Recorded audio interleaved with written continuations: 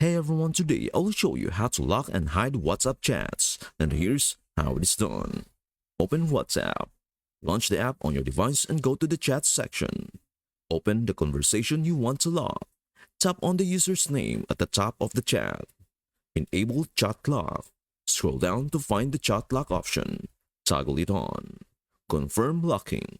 A confirmation pop-up will appear stating the chat will be locked and hidden. Face or fingerprint authentication will be required to open the chat.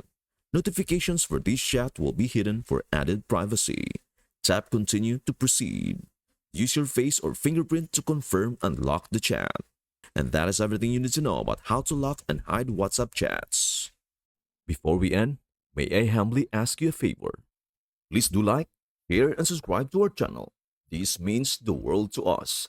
Thank you so much for watching. We hope to see you in our next video.